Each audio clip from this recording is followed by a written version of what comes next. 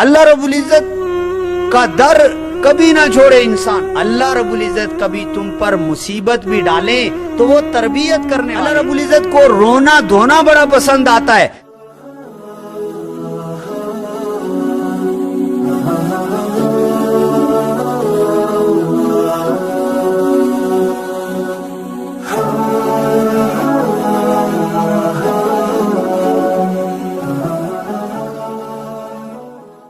ہم پر کوئی مصیبت آ جائے، پریشانی آ جائے، ہم پریشان ہو جاتے ہیں اور اللہ رب العزت کو جو ہے وہ چھوڑ دیتے.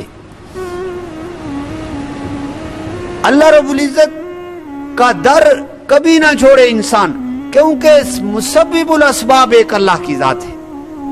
یہ دنیا کچھ بھی نہیں ہے، سبب، ساری چیزیں سبب ہیں. یہ زمینیں، یہ جائیدادیں، یہ تجارتیں، یہ ملازمتیں، یہ سب ایک پیالے کی طرح ہے. پیالہ لے جاؤ تو اس کے اندر پانی ڈال دیا جاتا ہے، لیکن پانی ڈالنے والا کوئی اور ہی ہوتا ہے جو اس پیالے کے اندر تمہیں جو ہے وہ پانی ڈال. یہ رزق کے اسباب ہیں. اللہ رب العزت کسی کو کسی طریقے سے رزق دے دیتے ہیں، کسی کو کسی طریقے سے رزق دے دیتے ہیں، لیکن رزاق ذات ایک جو ہے وہ اللہ کی ہے. اسی لیے ذمہ دار زمینیں اگاتے تو ہیں، لیکن قرآن کیا کہتا ہے؟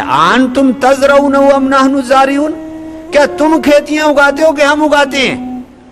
انتم تزرعون، تم کھیتیاں اگاتے ہو، ام نحن الزارعون، یا ہم اگاتے ہیں. دیکھو دنیا کا نظام ایک منٹ میں اللہ رب العزت الٹ کے جو ہے وہ رکھ دیتے ہیں. آپ کی مشینری، آپ کی ساری چیزیں جو ہے فیل ہو جاتی ہے. بڑے سے بڑی چیزیں ہیں. آپ بھی سمندری طوفان ہے آیا ہوا، لیکن دیکھو کس طرح ہواؤں کو اللہ رب العزت کس طرح طاقتور بنا دیتی ہیں اور کہاں سے اٹھ کر کیسے جو ہے وہ پوری دنیا پر جو ہے وہ پھیل جاتی ہیں. یہ سارا اللہ رب العزت کی قدرت اور اللہ کی طاقت جو ہے وہ پیچھے کام کر رہی ہوتی ہے. اس لیے قرآن کریم نے پہلی قوموں کے قصے ذکر کیے. قوم عاد اور قوم سمود وہ بھی کہتے تھے من ہوا اشد منا قوہ، ہم سے بڑا طاقتور کون ہے بھائی؟ اتنی ہوا چھوڑ دی. اور قرآن کریم کہتا ہے کہ سرسرین عاتیہ کانہم اعجاز نخل خاویہ، ایسے پڑے ہوئے تھے جیسے کھجور کے تنے جڑ سے اکھاڑ کر جو ہے وہ پھینک دیے گئے، اور ایسے ان کے بھیجے ایک دوسرے کے ساتھ جو ہے وہ مار دیے، لگائے اور ان کے بھیجے نکل گئے، اور ان کے دماغ جو ہے وہ ان کو جو ہے وہ کچل کے رکھ دیا. ہوا نے اتنی تیز آندھی اور جو ہے وہ ہوا تھی. تو حضرت ہاجرہ رضی اللہ تعالیٰ عنہ وہ اسی طرح دوڑتی رہی. تو اللہ رب العزت کو یہ عاجزی اور انکساری جو ہے وہ اللہ رب العزت کو بڑی پسند آتی. اسی وجہ سے مشائخ فرماتے ہیں کہ اللہ بعض دفعہ اللہ رب العزت کو کسی بندے کی دعا اور عاجزی بڑی محبوب ہوتی ہے. اللہ رب العزت اس کو فوراً نہیں دیتے.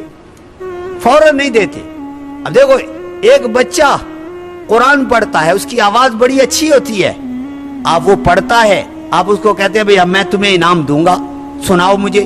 اب وہ سناتا ہے، آپ جلدی نہیں دیتے، پھر سنتے رہتے ہیں، حالانکہ آپ نے دینا ہوتا ہے، لیکن اس کی آواز آپ کو بڑی اچھی لگتی ہے تو آپ اس کو دے دیتے ہیں.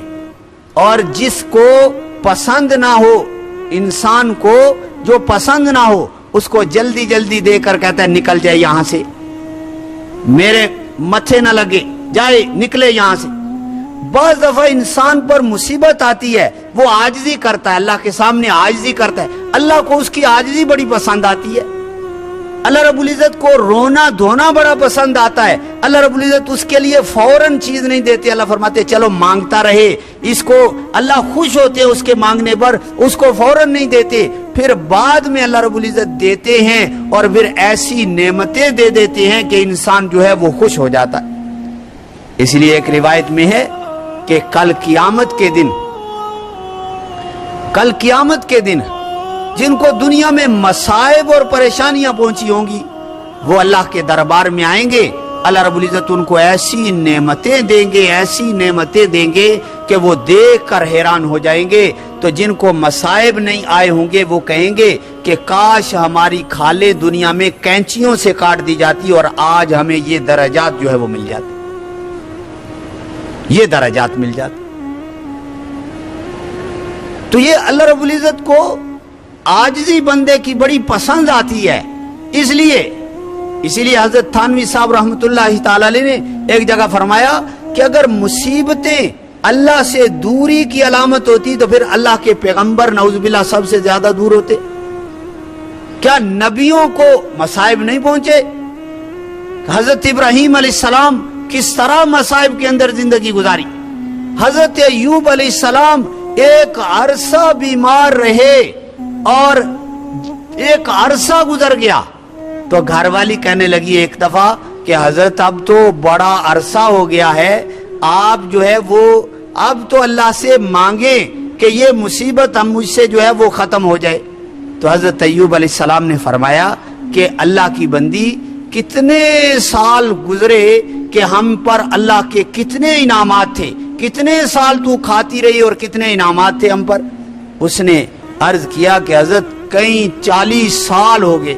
فرمایا ابھی 10 سال بیماری ہوئی ہے تو 40 سال اللہ کی نعمتیں کھا کھا کر آج تھوڑی سی مصیبت آ گئی تو اس اللہ کے سامنے ہم جو ہے وہ اعتراض کریں، یہ کیسے ہو سکتا ہے؟ تو انسان کھاتا رہتا ہے اللہ کی نعمتیں کھاتا رہتا ہے، اور پھر جب جو ہے وہ اللہ کی طرف سے مصائب پریشانیاں آتی ہیں تو پھر اللہ رب العزت کو جو ہے وہ بھول جاتا ہے۔ اللہ رب العزت کبھی تم پر مصیبت بھی ڈالیں تو وہ تربیت کرنے والے ہیں۔